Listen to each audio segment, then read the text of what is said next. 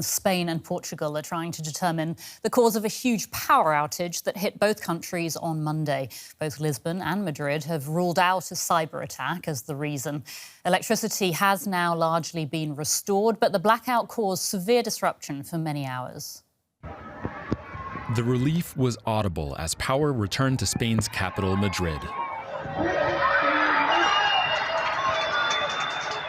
By the early morning, engineers had restored electricity to almost all households across the country. For many, that meant back to work, but not yet back to normal. Spanish rail operator Renfe said only half of regional trains were moving again in Madrid, even fewer in Barcelona. I couldn't work because I went out with the car, but I saw all the chaos out there and came back home. This barber in Seville made it to the shop, but had to take his work into the daylight. Still no electricity in his building.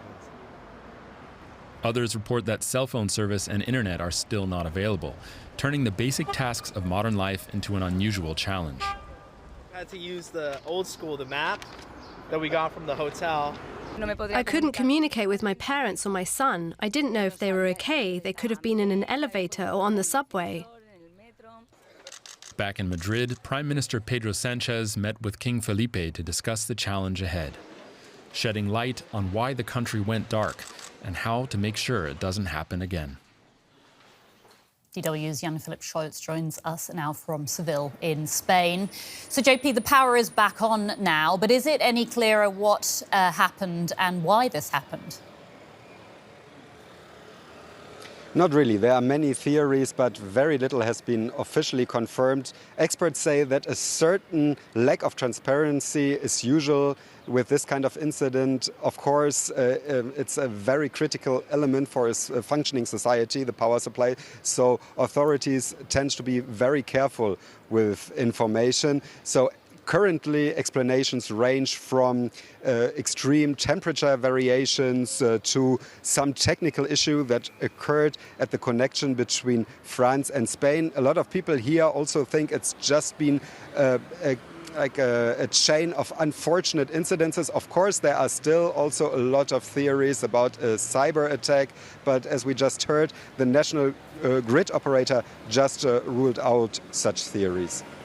And yet a meeting has been held by the Spanish Prime Minister, Pedro Sanchez, King Felipe and the National Security Council. So clearly a very high-level meeting to discuss what happened. I mean, is it known what exactly was discussed in that meeting? We just heard that it finished and there is very little information about what has been discussed. Of course, this once again has fueled speculations regarding a possible cyber attack, but the fact that such a security meeting took place says very little about the causes of the incident. Of course, it just underlines once again the importance, the security-related importance even of such a power outage. The blackout obviously caused huge disruption for millions, not to mention a hit to the economy. So do we know at all how significant the cost of all of this has been? Well, what has happened is very, very rare. People here say it's a 100-year incident. So there is very little information about the economic loss because there is simply nothing we can compare it to. What is for sure is that the entire economic life collapsed yesterday in Spain and in Portugal. A lot of flights were cancelled.